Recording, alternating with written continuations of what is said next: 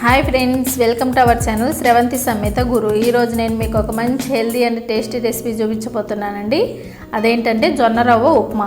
మామూలుగా మనం జొన్నలతోటి ఏ food prepare చేసుకోవాలన్నా కూడా జొన్నల్ని నానబెట్టుకునే అవసరం ఉంటుంది కదా. ఈరోజు నేను మీకు జొన్న రవ్వని నానబెట్టుకునే అవసరం లేకుండా జొన్న రవ్వ ఉప్మా ఎలా ప్రిపేర్ చేసుకోవాలో చేసి చూపించబోతున్నానండి.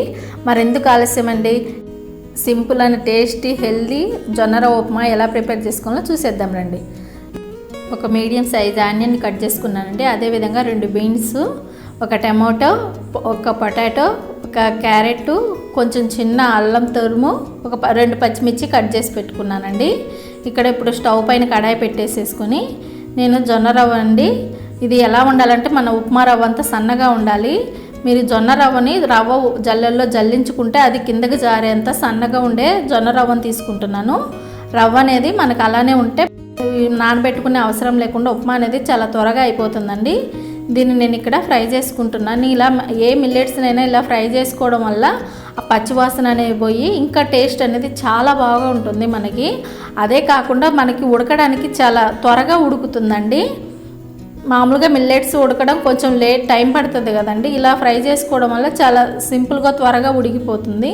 చూడండి, నేను ఎక్కువ ఫ్రై చేసుకోవట్లేదండి, లైట్ జస్ట్ కొంచెం దాంట్లో స్మెల్ పోయేంత వరకు ఫ్రై చేసుకుంటున్నాను. ఇలా ఫ్రై చేసుకున్న రవ్వని పక్కకు తీసేసుకున్నానండి. సేమ్ అదే కడాయిలోకి నేను ఇక్కడ 3 టేబుల్ స్పూన్ల గీని యాడ్ చేసుకుంటున్నానండి. అంటే నెయ్యి యాడ్ చేసుకుంటున్నాను. నెయ్యి ఇష్టం లేని వాళ్ళు ఈ ప్లేస్లో మీరు ఆయిల్ అయినా తీసుకోవచ్చండి, అది మీ చాయిస్ అండి. ఇక్కడ కొన్ని జీడిపప్పు పలుకులు తీసుకొని ఫ్రై చేసుకుంటున్నాను. ఇవి కొంచెం బ్రౌన్ కలర్ వచ్చేంత వరకు ఫ్రై చేసుకోవాలండి.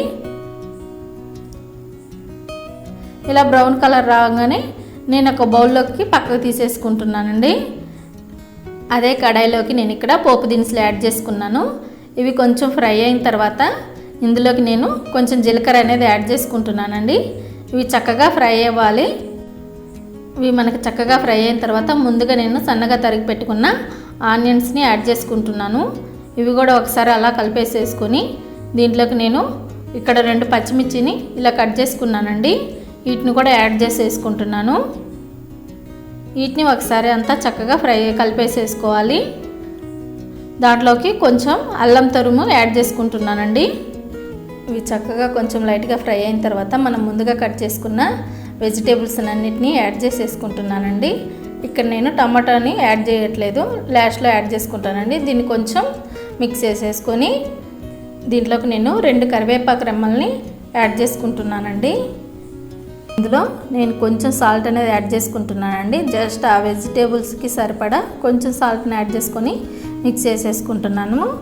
ఇలా మనం చక్కగా అంతా మిక్స్ చేసేసుకున్న తర్వాత ఇప్పుడు మూత పెట్టేసేసి జస్ట్ ఒక 1 మినిట్ అంటే వెజిటేబుల్స్ కొంచెం మెత్తబడేంత వరకు ఉడికించేసుకుంటున్నానండి.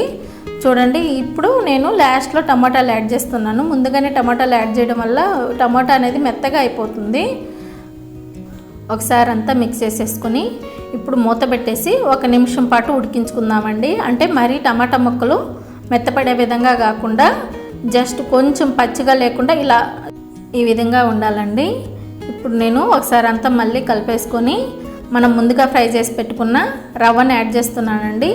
ఇలా మనం పోపులోనే రవ్వని యాడ్ చేసుకోవడం వల్ల ఉప్మా అనేది ఉండలు కట్టకుండా పర్ఫెక్ట్గా వస్తుందండి. ఈ ఉప్మా రవ్వనే కాదండి, ఏ మామూలు ఉప్మా చేసుకున్నా సరే మీరు పోపులో ఉప్మా రవ్వ అనేది యాడ్ చేసుకోవడం వల్ల మీకు ఉండలు కట్టకుండా ఉప్మా అనేది చక్కగా వస్తుంది. ఇక్కడ నేను 1 కప్పు రవ్వకి 3 కప్స్ వాటర్ అనేది యాడ్ చేసుకుంటున్నాను. చూడండి, మనకి ఎక్కడ రవ్వ అనేది ఉండలు కట్టకుండా చాలా పర్ఫెక్ట్గా ఉందండి. అలా కాకుండా మనం వాటర్లో డైరెక్ట్ యాడ్ చేసుకుంటే మనం ఊరిక మిక్స్ చేసుకుంటూ ఉండాల్సి వస్తుందండి. టైంలో మీరు ఒకసారి సాల్ట్ అనేది చెక్ చేసుకొని సాల్ట్ సరిపోకపోతే యాడ్ చేసుకోండి. నాకు కొంచెం సాల్ట్ తక్కువైంది, అందుకే నేను యాడ్ చేసుకుంటున్నాను. మీ టేస్ట్కి సరిపడట్టు మీరు సాల్ట్ అనేది యాడ్ చేసుకోండి. లాస్ట్ అండ్ ఫైనల్ కొంచెం కొత్తిమీర యాడ్ చేసేసుకొని మిక్స్ చేసేసుకొని మూత పెట్టేసుకొని సిమ్లో ఉడికించేసుకోవాలండి. చూడండి, ఒక 2 మినిట్స్ తర్వాత చూస్తే మనకు ఉప్మా రవ్వ అనేది ఉప్మా అనేది దగ్గరగా వచ్చేస్తుంది. దీన్ని మాత్రం సిమ్లోనే ఉడికించుకోవాలండి. ఎందుకంటే మనం రవ్వ అనేది ఏం నానబెట్టుకోలేదు కదా, సిమ్లో ఉడికించుకోవడం వల్ల చక్కగా ఉడుకుతుందండి. రవ్వ మాత్రం మీరు ఖచ్చితంగా ఉప్మా రవ్వ అంత సన్నగా ఉండే రవ్వనే తీసుకోవాలండి. చూడండి, మనకు ఉప్మా అనేది దగ్గరగా వచ్చేసింది, దాదాపు అయిపోవచ్చింది. ఈ టైంలో మనం ముందుగా ఫ్రై చేసి పెట్టేసుకున్న జీడిపప్పు పలుకులను యాడ్ చేసుకుంటున్నానండి. మీరు కావాలంటే డైరెక్ట్ పోపులోనే యాడ్ చేసుకోవచ్చండి, అది మీ ఇష్టము.